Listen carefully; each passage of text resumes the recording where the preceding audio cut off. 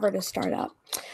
So I think we'll just start with your background. I mean, I know you're from South Africa, but let's go like old school, Shane. Where, let's go back. Where did the kind of creative of Shane come to be? I think like as far back as I can remember, I was always drawing. I think that was the thing that everybody knew me for, like right from as a kid. It's far back as I remember, I was just drawing every chance I got. That was the real thing that gave me pleasure, that and music. My dad was a musician in a band, and still to this day plays music in old age homes. Like that's just awesome. Who he is in his day now. I literally grew up sleeping in his guitar case at times, and so music and illustration were the things that I just constantly did. I was constantly singing songs, making up music, and constantly drawing. And those are the two things that I gravitated towards. And I think a lot of the way I expressed myself was, again, through my illustrations, and kind of became a big part of my identity at one point, I think, especially at school. And that then kind of led me on to, when I was in high school still, a company called Instinct, which was a surf brand in South Africa, a big surf brand in South Africa. And they were global too at that point. And they brought me on to do illustrations for T-shirt prints, So wow, in high school. Yeah. So I was very lucky. Yeah, so it was probably about grade 11 that I was doing that. And then in grade 12, I didn't have any holidays. I just basically would go to school, and then any free time I had, they would pull me in and I'd go work at the offices and do T-shirt graphics. And that's what I ultimately started out in. So I started out in clothing, and then from there, they actually paid for all my college tuition, which was amazing. Yeah. But that being said, they paid for it. But then in my last year, they pulled me out to make me work full time. So I get my degree. So it was nice of them, but they could have at least just said, you know what, just get your degree. It would be nice. But at the end of the day, I spoke to a lot of the lectures there, and they said, you're going to go there anyway straight after college. The degree is not going to matter. It's the work that matters, right. and what you produce. But I was very lucky. And so then I went into Instinct and started doing, went more, not just illustrating the T-shirts, but actually designing ranges and did clothing for a bunch of years. I actually got the rights for a brand out of Irvine, California, called Counterculture. Wow. And then I had the license for the whole of South Africa for that. Wow. And that was the start of my serial entrepreneurial business creations. Yeah. As well as failures, because I'm basically, what you will realize, that I'm just a string of failures that I'm very proud of. I'm proud of a lot of all my failures, I mean, when I kind of looked on your LinkedIn, and oh my God, when I was reading through your resume, it was like LinkedIn was prompting me constantly, click to see more, click to see more. And I was like, more? I was like, oh my God, like this is insane. Like, just to name some of the companies for our audience that you have worked with or worked for: Netflix, Hulu, Xbox, Microsoft. Exploding Kittens, you're one of the creators of, which is a huge mega hit in the game world. You've done interactive type of clothing brands with Coca-Cola, just Disney, basically anybody I could think of I'd ever want to work with, you've worked with them. So I was like, wow, and that's just amazing in itself. Yeah, I don't know why they're stupid enough to think that I can help them, but they have, and I'm so grateful for it. To be totally honest, I've been able to do, things that are, again, another thing, just coming from South Africa, you kind of look at those kind of projects or dealing with those companies is such a far reach, so far out of your reach. You're in Durban, this little small town that nobody knows globally. And when you start looking at that arena, you never think that you would be working with brands like I've worked with, you know, or people like I've worked with. You just never think you'll be in that arena because it just feels so far removed from where you are.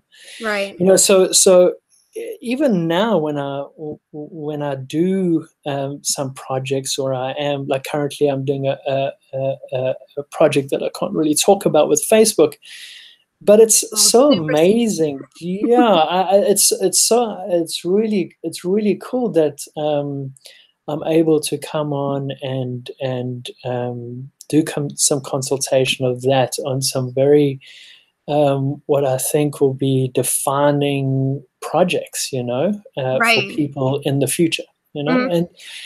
and that, yeah, I mean, I'm constantly blown away, but that I get those chances and Yeah. people allow me to play with them, you know. Yeah, it's amazing. I mean, the one thing that really stood out to me about your work, and just not only the people that you've worked with, these companies that a lot of designers, illustrators, like just creatives dream of working for when they're little, but every time I looked at a piece of work that you did, I always say that like the best work evokes some type of emotion, whether it's a good emotion, a bad emotion, a knee-jerk reaction emotion, but all of your work just like touched me in my soul. I was like, oh my gosh. Like I remember the Coca-Cola project you did with the mom and the daughter, and viewing like the relationship between each other's eyes and being able to switch back and forth. I was like almost in tears by the end of it. I was like, oh my gosh. Like Well, it's that's amazing. yeah. Well, I think again, I think the consistency through my diverse portfolio has been storytelling. Like Mm-hmm. in everything I've done, I'm trying to tell a story that resonates with an audience. So when it comes to clothing and it's a brand, for example, I worked on an Instinct brand, which is a surf brand. It's telling the story about that brand and the history of that brand and what that brand stands for that resonates with a particular audience that is going to wear that shirt with pride and go, yes, I relate to this brand because of these attributes that that brand has. Mm-hmm. And you know, I worked in another one called Senku, and it was a fly fishing brand, and it had a whole mythology around the story of what Senku was, which is this very if you know anything about fly fishing, it's like the source of this river up in Lesotho that very few people have fished it. It's hard to get to fly fishing, you know. So Yeah. it's trying to build that narrative and have that narrative become something that people relate to, all the way through to marketing and advertising. You're trying to connect with an audience through telling a story. With Mm-hmm. games too, my thing is how do you try and tell a story with it? And even on a visual, on an image like that you do, how can I resonate that when people look at it, they get it, so they get that emotion. And Coke is a very clear part of that, because it was for Mother's Day, and we were really trying to achieve that the relationships between a child and their mother, or their parent for that matter, is never easy. It's never just straightforward. You think of the fond memories and you think of the, but it evolves and it changes. But there is a consistency for the most part of love, you know, Mm-hmm. and that's kind of, we wanted to show that yes, the mother has a very particular perspective on a relationship, but then the child also has a very particular perspective on that same relationship. And so we Right. wanted to kind of show both those sides of the story. And in the clip you don't see, but uh, at the end of that commercial, when it was running live, you actually got to you typed in your mother's phone number, and then at the end of it, it actually called your mother straight away. Oh my So gosh. not only did you watch that and have that emotional, like you Mm-hmm. said you had, or hopefully you had an emotional response to that, but then you could actually act on that response by Yeah. talking to your mother Mm-hmm. directly, which Yeah. became very powerful for them, you know. Yes. And I think this kind of just rolls into like a lot of your work, you know, like you said, you've been in all kinds of areas of work, from illustration to marketing to all different kinds of things. But most recently, from what I know at least, the the bulk of the last couple of years, you've really been working on what I really feel is like the next, what's coming next for creatives is this interactive portion, and figuring out how can we create a different experience with TV, with a game, with something you're doing online. Can you talk a little bit about kind of what you think is coming for the future of this like UI UX design that's happening? I can talk like again, working with Facebook, there's things that I know are coming that are unbelievable that I cannot talk about, but they're just like they'll blow your mind. But that being said, yes, well, let me take it a step back, because I have a philosophy about kind of moving forward in kind of entertainment and storytelling, and kind of the way we live as society in utilizing all these tools that we have, social networks, our phones, our computers. Kind of the way we live is very different to the way we lived 10 years ago, and the way we consume content and the way we engage in content is very different. Back in the day, we would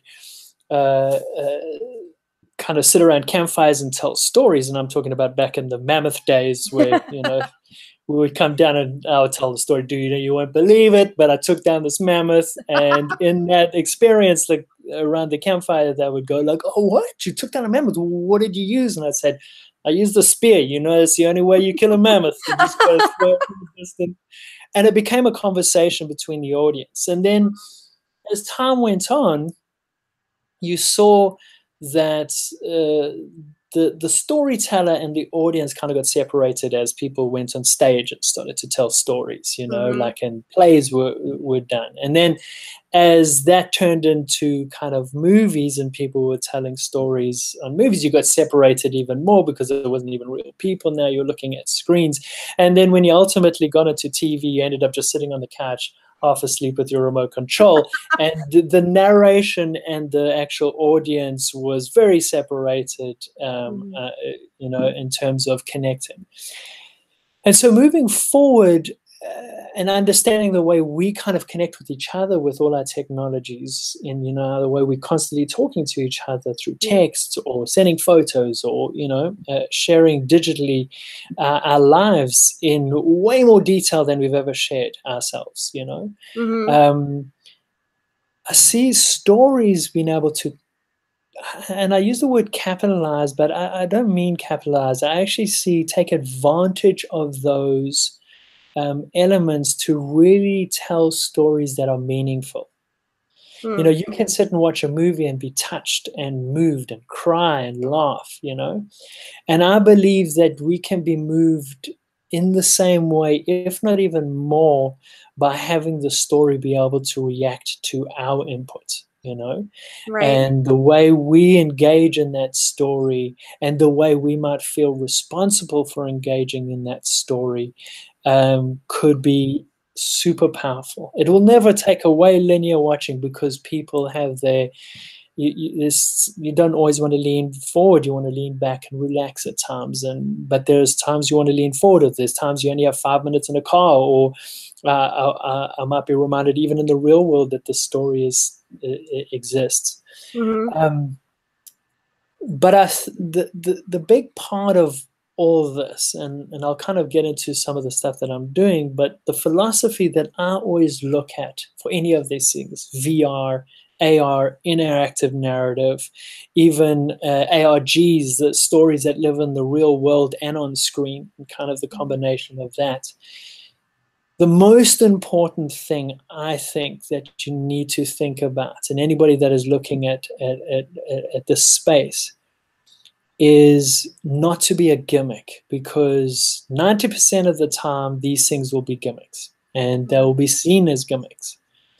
And for me, the way you become sincere to this kind of genre of entertainment is to look at why you're asking the viewer to put on a VR headset and look around, or to click buttons to make choices for a character in a narrative.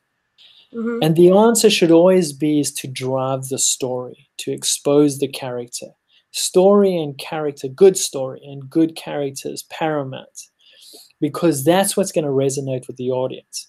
If I'm just making things that seem futile and just seem like, oh, that was fun, and then the second time, oh, it was still kind of fun, and then the third time, like, oh, why are you making me do this? And then the Mm-hmm. fourth time, that's because it hasn't actually been built into the DNA of what that story is and what you're trying to say by allowing the viewer to do that.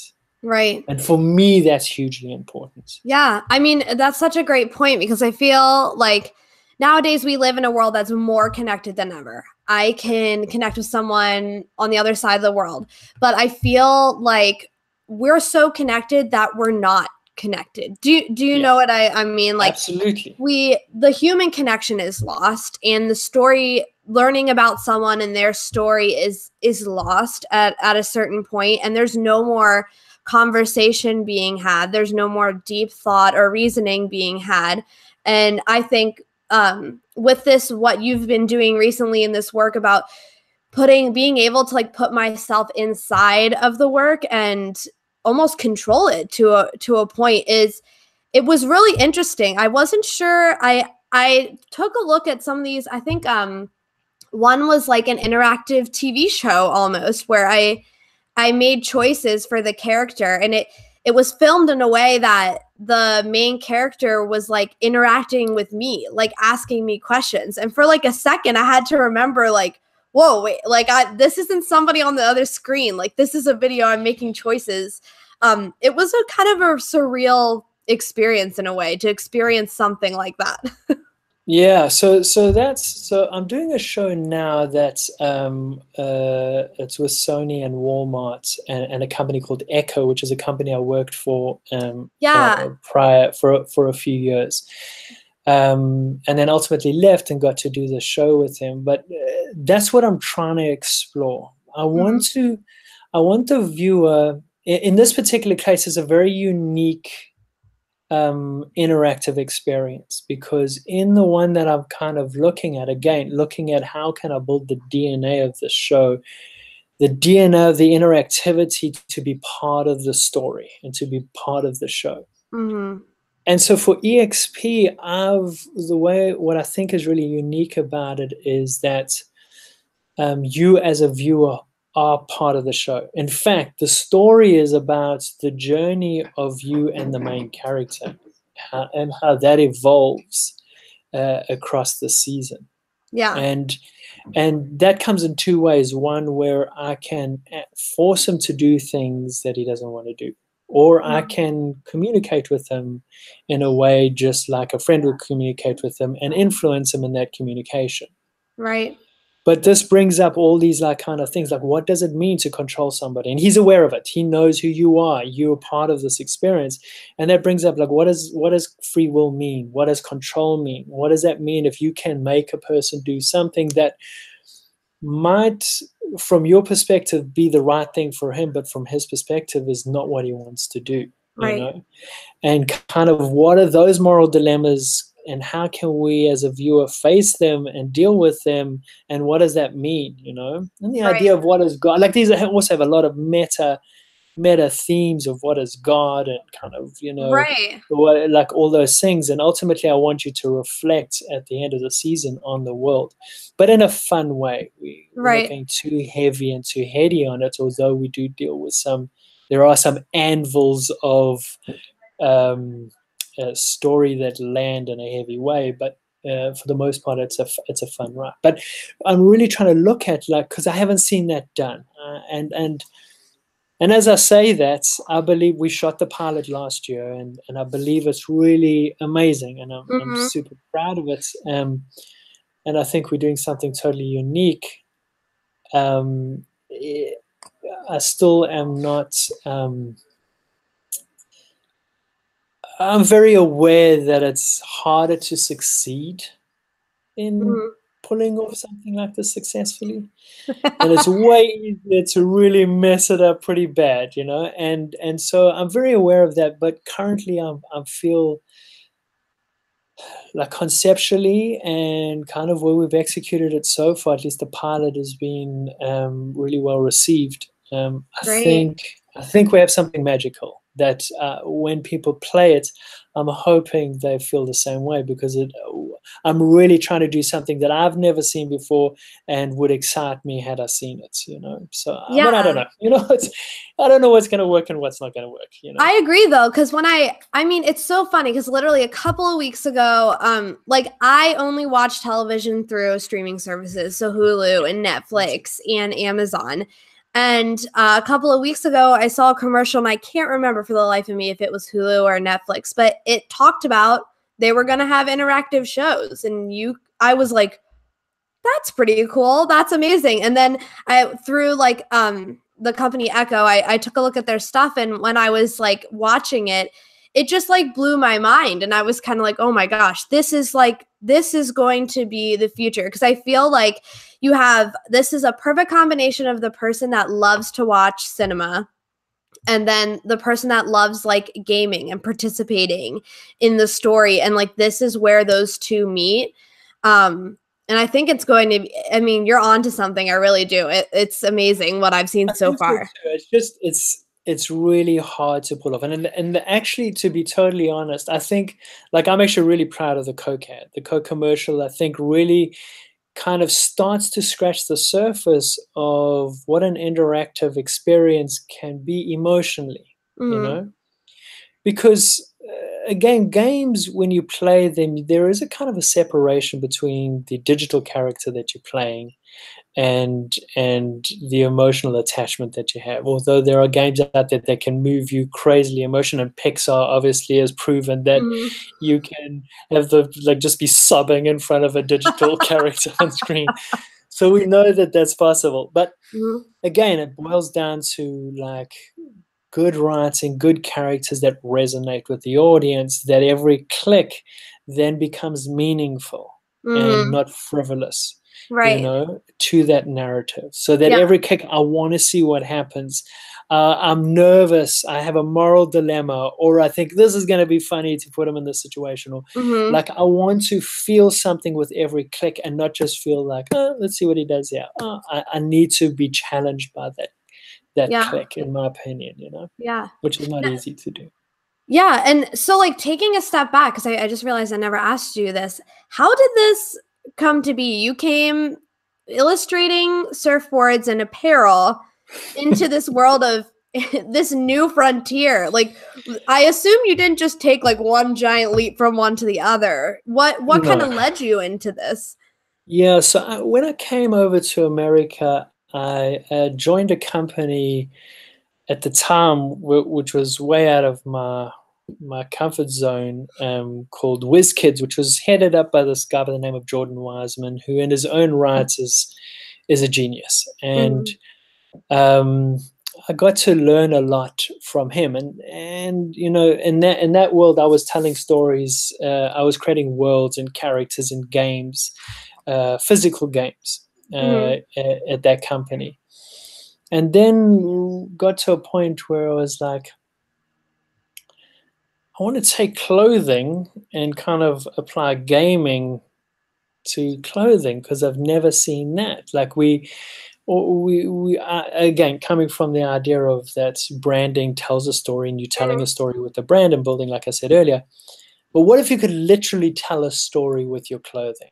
What if your clothing, you could interact in a way that unlocked a story that you could be engaged in, and every garment became a puzzle piece in solving a murder that you found online? Mm-hmm. And the key for that for me, and this is one of the projects that are, again, one of the projects that ultimately failed for a production reason, but it's something that I still believe in, and it has legs, and Mm-hmm. in some way I want to revitalize. But the idea that you can take a garment and not even know, like, first and foremost, we had to build it so that the garment functioned as a garment. It was Mm-hmm. comfortable, it was fashionable, it looked great, it had good Right. design. People didn't need to know anything else. But then you would go in and say, hey, listen, do you know that your garment has codes on it? And you'd be like, what? Yeah, if you flip up the garment, like at the bottom or in the hang tag, there's a little code. And if you kind of figure out the code, there's a message that's on your garments. And if you unlock that message, you could go online to us, and there was a secret hidden part of that. And you typed in that code, a movie started playing, and it was about a band, somebody had been murdered, somebody, they were on the run, and your garment became a puzzle piece in solving that mystery. And It's each garment had a different code on it in a different way, but you would never know if you looked at it. You would never know that it had a code on it. right. You would just think it's cool. And I just love that idea, because what that did is took the conversation of apparel from, which I was very familiar with, from, oh, I like that t-shirt, where did you get it from, to a 30-minute conversation about what that t-shirt actually does and how cool it is. And it was connecting people in a really interesting way. Because if Yeah, you knew what eDoc was, you would talk to somebody about it, and they right. would look at it, and they would go talk to somebody about it, and you would see how they manipulate. And each manipulation of your garments, we had stuff that reacted to UV light, so you didn't know it did anything, but the print changed when you went into UV light. And when you looked, you were like, why is it changing? And then you'd try to figure it out. And another one is you used your phone, and another one, like each one or another one, you folded your garment in a very particular way, and it unlocked a message. That's And so awesome. this became really cool in terms of changing the idea of what garments are. They were fashionable or functional. I need a cold jacket, or I need a cool t-shirt, or I like this because it looks good and it fits great. Right. To another layer of, but it can also tell stories, and it can also be a part of an experience that I can share with people on many different levels. Yeah. Entry level code that you could just find. We had a deeper code that took a lot of work to actually work out. And then we had this whole narrative that unlocked online, which ultimately, we did 2 seasons of it, it ended up at, and even the story itself had all these mysteries and codes, and you actually found out that it was the reincarnation of the forefathers and encouraged you to vote. And that was the That's year that Obama was up for election. right. And so I don't want to say anything, but I do feel it was EDOC that pushed Obama into presidency. And I'm just saying. I don't want to take full Secret credits, society. because, but we definitely, I but we'd love like that. to, That we'd is like, so awesome, though. I yeah, mean, you think we're of really going clothing for in one it. way, and like you took it and made it something different that people could like you said, like wear and love, but then it creates like a community of these people that are And it solving did. this. It created a crazy community, because we like had a lot of like reservations, like, oh, does this mean like everybody has to buy all the garments, and Mhm. and does everybody, um but Dawn Wiseman and Jordan Wiseman, who were our partners in this business, and kind of had built these kind of experiences in the path with Steven Spielberg and AI, and another one called I Love Bees with Halo, um, kind of knew that marketplace. And what we found, and what I very quickly realized, is that the hive mind is very quick. And as soon as somebody has found one thing, they post it online, and then the forums Yeah. find all the other pieces. And then actually you get people like, there's a t-shirt missing, or there's a jacket missing, or there's a garment missing. We need to find that garment. This is the puzzle piece we need. And so Yeah. it was all about the community actually buying up the whole range, and then posting them online, and showing the solve, and then showing the videos, That's which amazing. became very feverish, which was Yeah. amazing. And it's Unfortunately, we had issues with production that mm, financially we just couldn't sustain, but on the books, we had finally got to a state that was like, oh, this is actually going to be amazing. We're going to be like, this is going to work. And we had some snags. well, I think it'll make a comeback. Just saying. Yeah, I still believe in it. And again, it's one of those failures of my many failures that I'm very proud of. Because we got written up everywhere, and we changed. And this is what I look for in kind of projects that I dig into, is how can we change the way people think about the way they consume content or buy product? Hmm. How do I how do I surprise and delight the audience to go like, oh, oh, I didn't know you could do this. Like, Mm-hmm. and that the hardest thing to do. But when you kind of stumble on something like that, that becomes the moments that I get most excited about. And regardless of success and failure, it's the thing that I'm proud about because nobody had done that. And you know, and I believe that we had made a difference at the time. You know. Yeah. Uh, I think it's amazing, and I think the more that this frontier gets explored, and obviously you're exploring it even now, the more we'll discover how much people really want to connect, not just with other people, but with the product they're buying and with what they're doing with that product. And I think it just has endless possibilities. I mean, honestly, I mean, look, you made a piece of clothing that ended up being like interactive. Who thought that would be a thing? yeah, that's insane. And then I mean, like again, that the surrealness of it is that CSI New York did a whole episode around it, and Oh my like, gosh. yeah, it was awesome. I got to be on set, you know, in a lab coat, and here's the worst thing about it. I got all my friends around. I said, "This is it, guys. The big time." I don't think I had like the place was packed. I had a big TV. I was like, "This is amazing. You're gonna see me. It's my episode." Like Edward Furlong, the kid from Terminator 2, was like me. Like his name was Shane in the show. It was like I was like, "This is insane." And I got they had the scene, and I was in the back lab coats, and my scene comes up, and I'm telling everybody, "All right, Jared, shut up, shut up. Just everybody shut up. Just watch this scene." And the scene comes on, and I don't even see myself.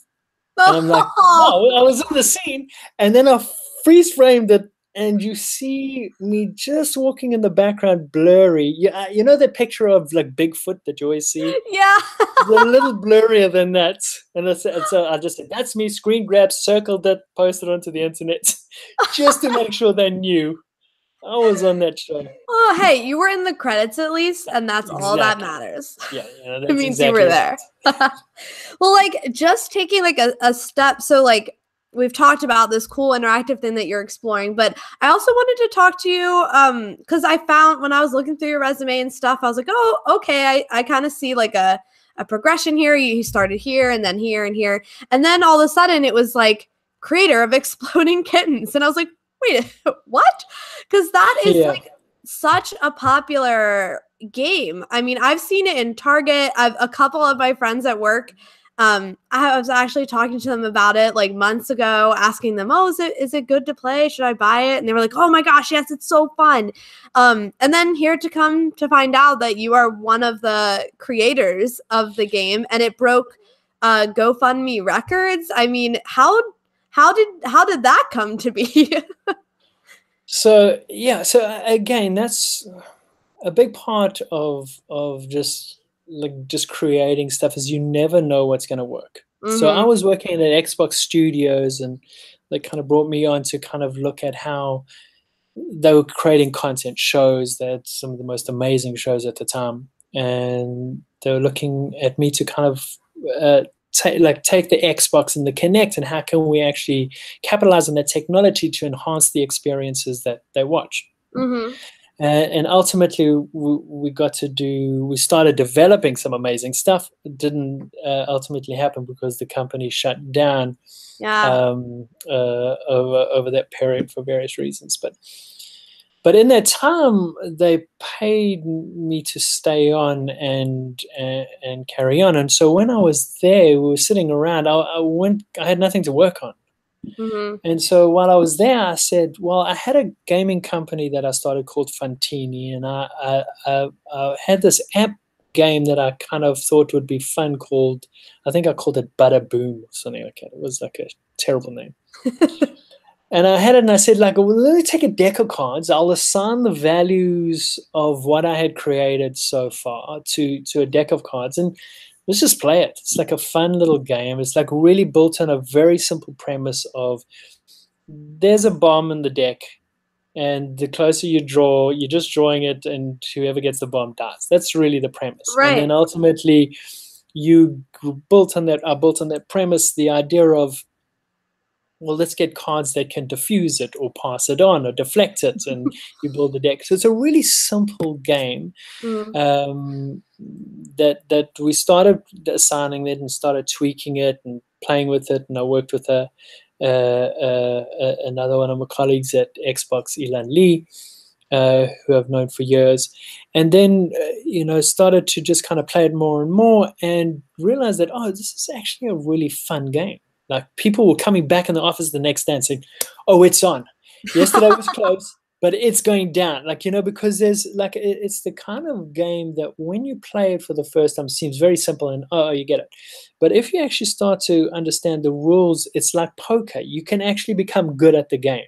Mm-hmm. You can constantly be in the top 3 or the top 2, Right. Strategy. if you know how to play the game. Obviously, it all boils down like poker to the draw of the cards, and Mm-hmm. they can get you. But you can become good at the game, and it just became more feverish. And we thought, oh, this is cool. And Elan said, oh, we should maybe think about like putting it on Kickstarter. But I think we had called it Bomb Squad at that point. Yeah. And I was like, we don't have a hook. We don't have a name. Like, we have a cool game, I think. But there's no story to it. There's no like thing. And so then he went away and was in Hawaii, and he like was playing it with everybody anytime. It became like he met this group of people in Hawaii, and they started playing it all the time in Hawaii. And the next minute I get a call, and he says, hey, Shane, I'm sitting here with Matt from the Oatmeal. And he says, like, it shouldn't be bombs. You know what it should be called? Exploding Kittens. What do you think? As soon as I heard that, I said, yes, that's what we need. Exploding Kittens. That's the story. That's the hook that would resonate with an audience. So again, I was actually going from Xbox to Echo, and I was starting Echo, and literally the first day I started Echo, we kicked off the Kickstarter. And again, I thought, Matt has a huge audience, it's an analog game. What could it really do? And I was thinking, like, because of his audience, 100,000, we asked for 10 grand. Yeah. But we thought like 100,000 maybe would be super 200,000, I'd be overwhelmed. Yeah. And within an hour of it, the Kickstarter was like at 300,000, and by the end of the day, it was at 1 million. And I was like, my God. I don't know what's happening right now. And so it was like totally like, it's totally sideswiped, And then it just started steamrolling, and like press started getting a hold of it, and it just got bigger and bigger. And then the end of the next 3 days, it was at 3 million. But then we started to pivot the way we actually used Kickstarter. We used it, number one, like people are normally raising money for a product that will come out in 10 years time, and you'll get a whole lot of like stickers and keychains if you pay more money, right? That's ultimately postcard. And we like looked at it in a very different way, where we said, no, we want to look at it as a storefront. What you buy is you buying the product. This is a store. You pay for the product. You pay for more pieces of that same product. Right. We wanted everything that you got to feed back into the game. We didn't want any frivolous cheap keychains or anything like that. We wanted you to buy the game and more of it, Yeah. And so we looked at it like that. And then we started to pivot how we looked at it, to use it as a platform to gain backers, because the audience is everything. And with Kickstarter, it's very funneled, and you can only kind of communicate through Kickstarter with that audience. So we use Kickstarter as a platform to grow our Twitter, and to grow our Facebook page, and to grow and to connect with it. And we actually at one point says, listen, we don't care about your money right now, because we had hit a threshold that was way beyond anything we could have possibly imagined. Yeah. And so we say, but we do care about you, and we care about backers. So we just want backers right now, as many as we can. And we threw pizza parties with some of the money all around America, where you could go to the pizza, you'll get free pizza at this place. Just take photos, put it up on social. That's what we want, That's awesome. Yeah, and so we started eventizing and gamifying Kickstarter in a way where you were getting socialized badges almost. which again changed the way Kickstarter is kind of been used up until that point, which Yeah. became hugely successful because that's one of the things that broke records.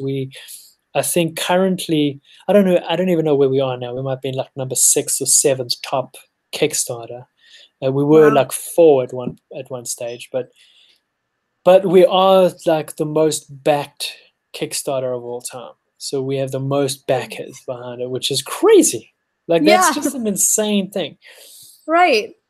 But the And to think it thing, was all for a fun game, yeah, like people rallied behind this game that you can play with your friends or yeah, family. Just and amazing. and the thing that terrified me for the most Mhm. part is, I came up with the lion's share of the game.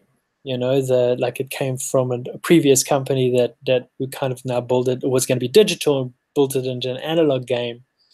Mhm. The Kickstarter with Matt's audience and his artwork and all that was really a big catalyst for the success and the audience we Mhm. got. And then the way we used the Kickstarter, which was a big part of what Elan contributed to kind of defining and reinventing the way we could use Kickstarter. Um, uh, Both of those super successful, but at the Mhm. end of the day, nobody had played the game. And so when we were making the thing, I was like, "Oh, well, you guys did great, and but I don't know if anybody's going to like this game." So I was terrified. I Right. knew it was a fun game, and like I Mhm. thought, okay, it's cool, but people might just go, "Oh, this game's terrible. I don't want this game. I'll keep it for the artwork." And you guys did great, but so like I was like, by the time it was all over, everybody was like happy. I was like, no, no, I'm nervous. My part is still No to one knows come. yet. Nobody knows whether this is even a good game. And so when it ultimately went out and people actually started enjoying it and they loved the mechanic, then I was like, oh, all right, great, this is unbelievable, Whew, And ultimately, recharging. ultimately it became the product, that currently now is, got a whole bunch of other games that are out there that are really cool. Yeah. I can go to Target right now and get it if I want it. Ooh, you can go get it, and you should. I What an really awesome! should. Let me just tell you, it's the Christmas stocking stuffer of this season. Plugging. Just quick plug Look, here. just Get the think about it. kittens. I mean, I think it's really funny because even just like you saying how this came to be, I mean, you work in this realm of like digital and interaction and video, but even when you were creating something like tangible, like a card game, you are still looking for ways to get people to interact and connect with the story, even up to like your Kickstarter page, which I think is so cool and says a lot about your creative thinking and how you're always looking to like push it just a little bit more. Because a lot of people would say, well, it's just our Kickstarter page, just where people find us and give money to us and give them updates on when this stuff is coming out. But you guys took it even further to say, like, how can we take this audience and bring them together even before the game is in their hands, which is really cool. I mean, I'm kind of blown away by all the ways you're able to think of like getting people to interact with each other, which is very cool. Yeah, I mean that's what drives me. I really don't. Um, I kind of look at creative challenges, whether they're in the marketing and advertising thing, or it's a product that I'm creating, or it's a series, or it's a whatever it is.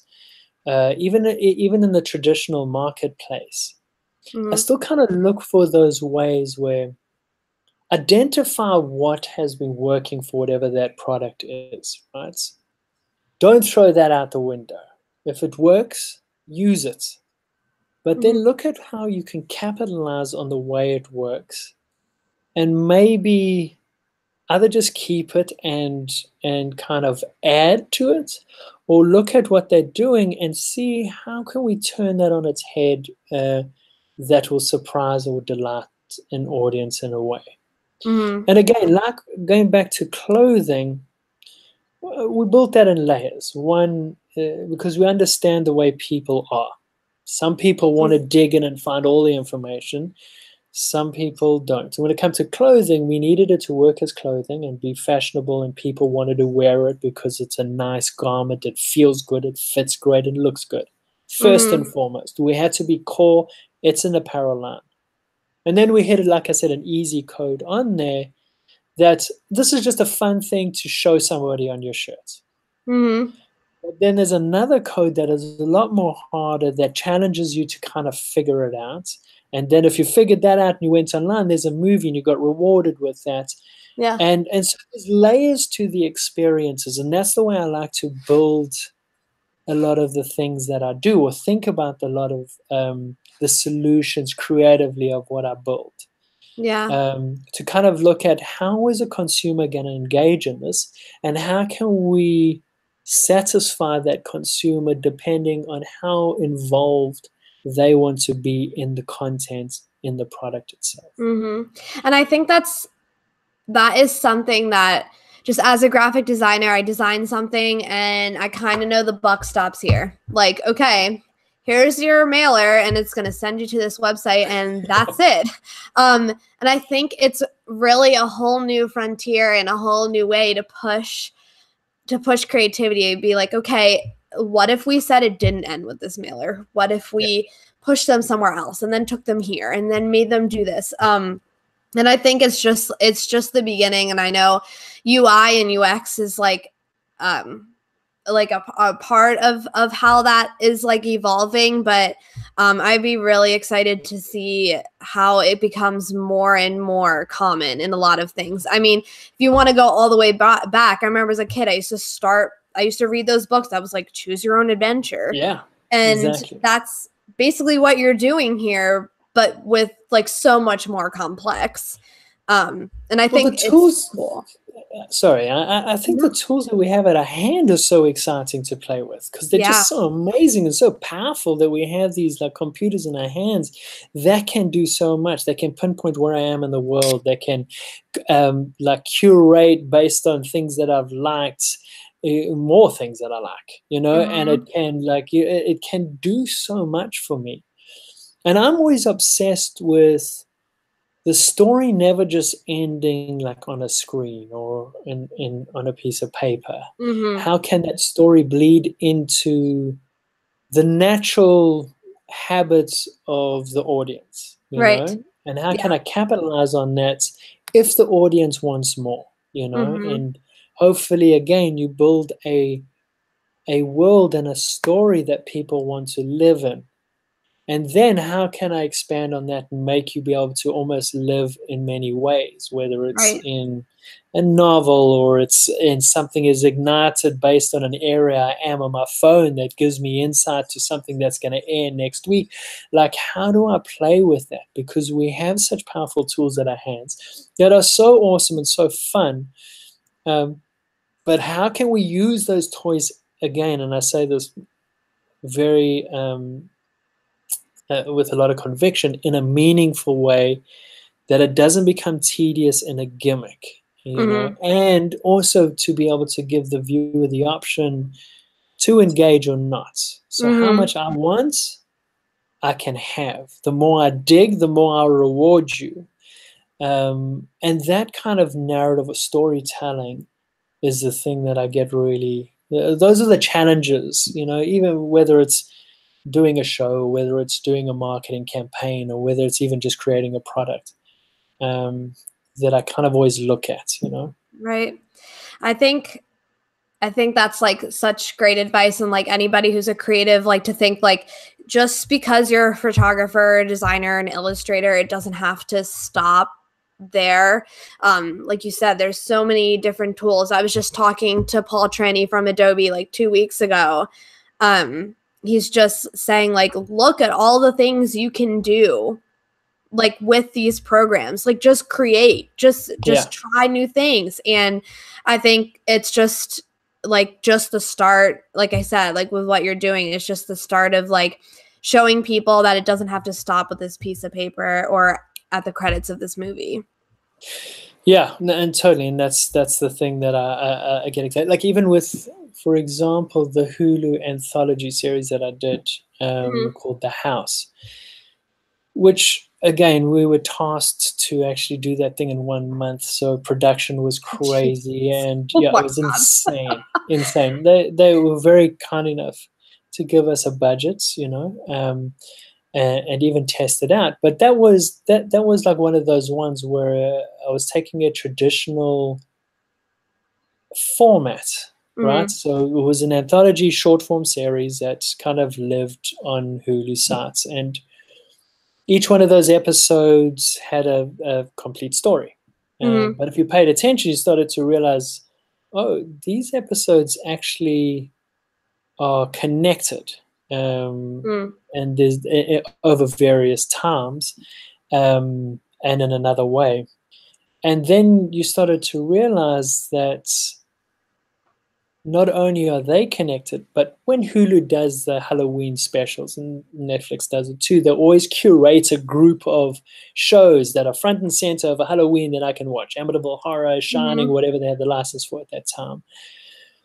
And so what I did with that anthology series is you kind of saw them and they're like linked together. And you started to realize, oh, these stories are actually one big story. But not only are they one big story, but they actually connect the whole catalog of what they had curated over that time. Mm.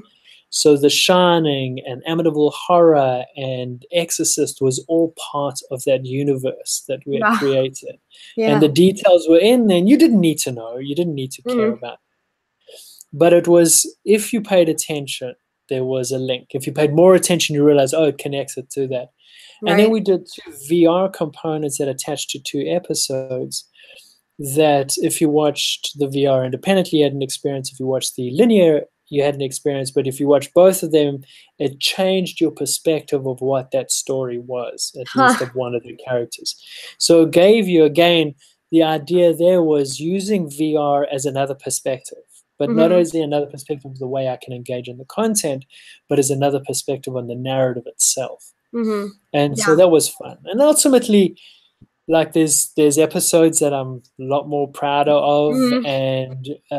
and did it all come together exactly the way I would have hoped? No, I needed another like 6 months. Right. Yeah. but but regardless, like it was cool, and like I encourage people to just go check it out, just Yeah. because you'll see the idea and you'll like one or two over the others. Mm. But it's more about kind of what I was trying to achieve there from a narrative perspective, but the way that narrative is delivered to the audience, so that again the audience could dig in and get more out of it depending on how much they wanted. Yeah. And some of them might not have even known that. But Yeah. I don't mind that either. For sure. Um, Okay. So I have one last question I want to ask you before we wrap this up, because I know I've been keeping you for a little bit. no, it's no But problem at all. so I feel like you're probably the right person to ask for this, because you're someone who like comes up with ideas and it goes for it, runs with it. What advice would you have for somebody that has an idea for a product, a movie, a story, a design? What's your advice for people who are thinking like maybe to take that next step in exploring it further? So I have a lot of answers to that, because Mhm. it's because I've been in that situation, like when I've like had an idea, but I just have no idea where to begin to actually execute this idea. Mhm. I think there's a bunch of ways to do it. Number one is it depends on the idea. Obviously, it depends Mhm. on what you need to create the idea, and kind of. But the one thing I will say is, don't let limitations get you down. Try and do as much of it yourself as you can. Whatever Mhm. you can. Like right now, we're fortunate with the technology we have, because we're able to execute a lot of things that we would never have been able to do like 10 years ago, 15 years ago. We have Mhm. cameras, we have like these very simple editing tools and sound tools and all these things, where we can be creating short movies on your own. Literally don't need Mhm. anybody else, and you can do it. I think the biggest thing that I would advise is, don't let fear of or don't overwhelm yourself with the idea that how am I going to execute this? Mm. Try and think of the ways you could, if you can't execute the full product, can you do a deck that sells the idea that Mm. kind of you can take out and show, like, here's how I'm thinking it could work? And just really simplify, simply create a pitch deck that goes out to kind of um, show your idea or express your idea or your concept, Mm-hmm. that you can maybe get people on board. But just keep on going at it, talk about it, talk to people, try to connect to people that might be interested, evangelize what you're doing, so hopefully it resonates with somebody else that says, okay, I can work with you, or I can at least put you in contact with somebody else. Yeah. Just keep swinging. I keep doing it and keep going at it. Yeah. It's trial and error when it comes, like money is always the big issue, or Yeah. there's an aspect of it that I can do, but there's a big part of it I can't do. Maybe I'm creative, but I need a writer, and I don't know any writers. Mm-hmm. Um, but that's why I say, like, just try and express the concept as articulately as you can in maybe a visual form, Mm-hmm. that you can then take out and sell and try and get people to ignite it in that way.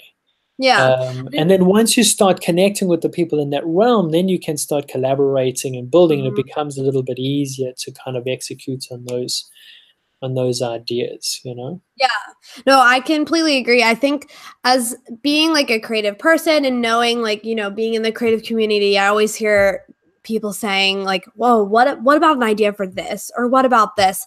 But then you always hear people's like limitations get in the way or fear get in the way of things. And it makes me Yeah. really really sad to see like some really great ideas die just because of a limitation or a fear of something. And I think that advice is so true, is just like do as best as you can with what you have. And if you really want something like enough, you will do whatever it takes to get I it there. agree. And the other biggest advice that I would give in this thing is finish it. Mm. So, like, what tends to happen is, you start something and you get to a point where, like, I don't feel like it's not quite exactly what I had in mind, or Mm. is this part's not quite working, or this is not like something, and then you throw it aside. Mm. Don't always look at the perfect, like, outcome. Look at the idea being executed in a way that represents that idea, Mm. more than having it be perfect, because Right. nothing is going to be perfect. Nothing. Even the That's things you take out is not going to be perfect. Yeah. It's always going to be something that's going to mess it up.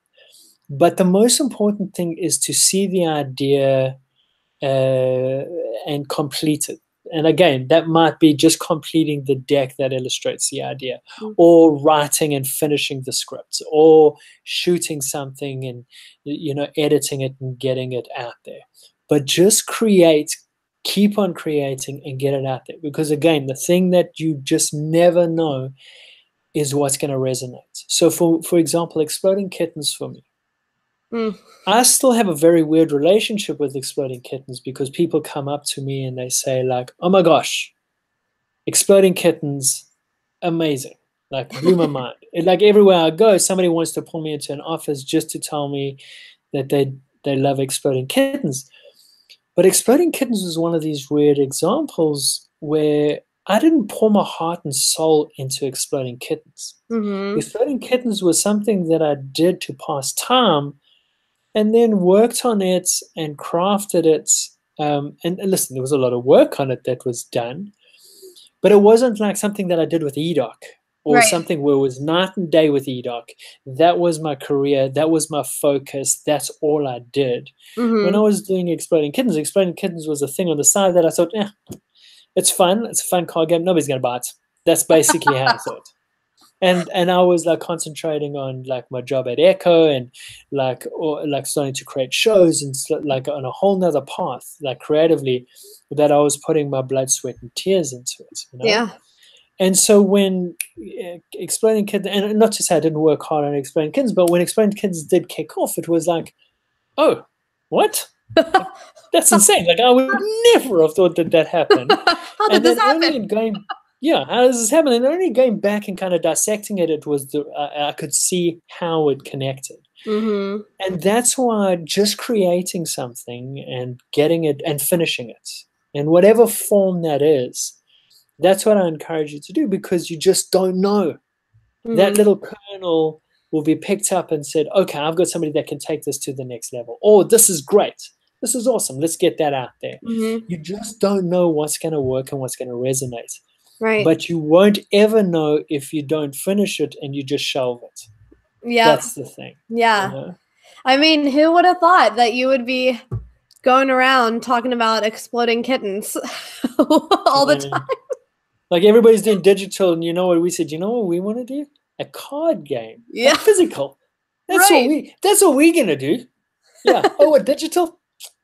Put that aside No. for a second. I know everybody's doing it, but then that was the exact thing. Is like when we went analog with it, like Mm. that's what people were craving. A game that's sitting around the table, having fun with each other, being able to mess with each other. Yes. There's Yeah. an aspect of that human connectivity that people still crave and still want.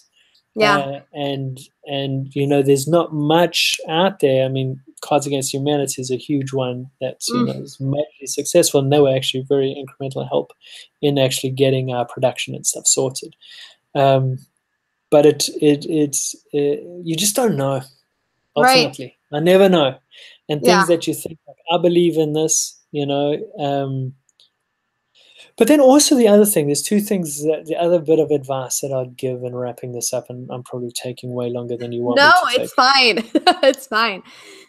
But the thing is that two things. Creatively, I think you should be honest with who you are and what you're good at, Mm.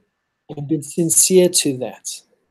Um, because I think that's like once you know, and maybe you won't, and maybe you're like me, where there's 1,000 things I do, from illustrating, like a hands-on, like there's all the aspects of creativity that I still want to do. I still love illustrating. I still love being hands-on on design and UX. Mm. I still love that part of things, you know. But then I also love working with a team to create stuff, you know. So I go from being like really hands-on to also just consulting and overseeing a product. Right. But like in this world that basically feels like karaoke, you know, where you really just coming up with somebody else's idea and hopefully singing it in a way that feels original to you. Yeah. You know, you just want to be true to yourself, and use that as your strength, because I think from that is where you start to like do things that are original, you know, Yeah. and start to do things that are new. Like if you know who you are, and be honest to your heart, don't try to be somebody else.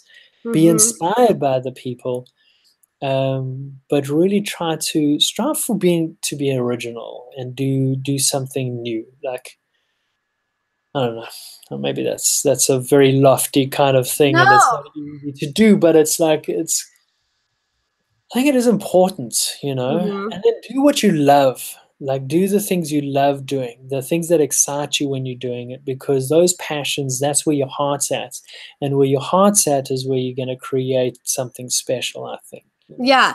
No, I really think it's so important. I think creatives, especially if you're in the marketing industry and you're that person that's told, I want to do this, this, and this, make this, or do this to do it. You can get so lost in the grind of the day and forget, like, to put yourself into your work, or Yes. even if it's not your 9 to 5, go home and do a project that's 100% you. And Yeah. those are the things that are going to fulfill you. And I feel like those are the projects that ultimately you're going to be, one, the most proud of, but two, are the ones that are going to be the most successful. I mean, I Yeah. have projects I did in college that get more attention than projects I've done in my 9 to 5, because people can tell you put your heart and soul into those Yeah, projects. it's Yeah. very important, and again, as detrimental as it might been financially to my career, the choices that I've made for the most part have been choices that inspire me creatively, because there would be nothing worse for me to go into a job and I don't believe in what I'm doing, or that's when you just start getting angry. And Yeah. but at the same time, like, listen, the real world is never just, you can't just do whatever you want. The real Nope. world doesn't work that way. And you have clients, and you have restrictions, and you have all these things. But for me, don't look at those things as negatives. Look at how, again, you can put your personal spin on those restrictions.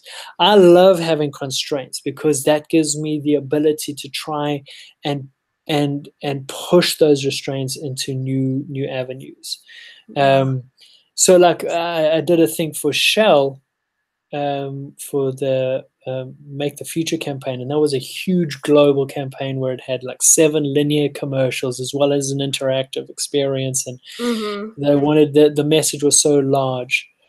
And ultimately, when I came in with that project, I had a very big idea that I wanted to do, and client shaved it down for the right reasons. Like, their brand is this, and they had to do this, and you have to be in constraints to this, and you have to do that. And ultimately, like, as a creative, it can get you down, and you can feel like, Yes. oh, I've lost everything, or like, this is Yeah. not great. But don't let it get you down. Try and look at that as a way to turn it around, and lean back into it, and try to figure out a solution, a creative solution that you'll be happy with and the client will be happy with. And Yeah. and it's the hardest thing to do, but that can be really rewarding, because, again, at the end of the day, when I look at the Shell commercial, I know what it was going to be, and that I was super excited about. Yeah. And it's not that, but you know what? It was amazing. Like, it took over Piccadilly Circus and Times Square at one point, Wow. and it got 280 million views, and was voted like viral campaign of 2018. Wow. Yeah. And so I'm proud of that, even though when you ask me, like, or I'll show it to you, and I'll go, there's elements here that I don't want to be there, but it's still like, that's what you got to do. And and you got to work it, but I still see the soul of what we were trying to create in it, and Yeah. that's what matters. Yeah. I think If that's, you can, I feel like I needed to hear that. Marketing in the advertising world can, it's like, that's tough. true. I've been in those situations where I've walked out of meetings and been like, you just killed the idea. But don't try pivot, try keep the positive, creative, even though it feels like you basically killed it. But then, Yeah. like, just see, all right, you've given me those restraints. Let me see if I can prove that I can make something creative out of the shitty restraints that you gave. Yeah. Do that. Yeah, that's amazing. 100%. And you can, like, sometimes, let me just tell you, sometimes open briefs are too much. You just don't know where to begin. Right. I like to have restraints, whether it's budget or whether it's whatever the confines of a brand is. Those are the moments where you could actually become the most creative and innovative in those moments. Yeah. And so just that, again, it boils down, I guess, to attitude. Yeah. No, I totally agree. But thank you so much for coming on. This was so great. Thank you so much for having me. It was unbelievable. Yeah. I hope I didn't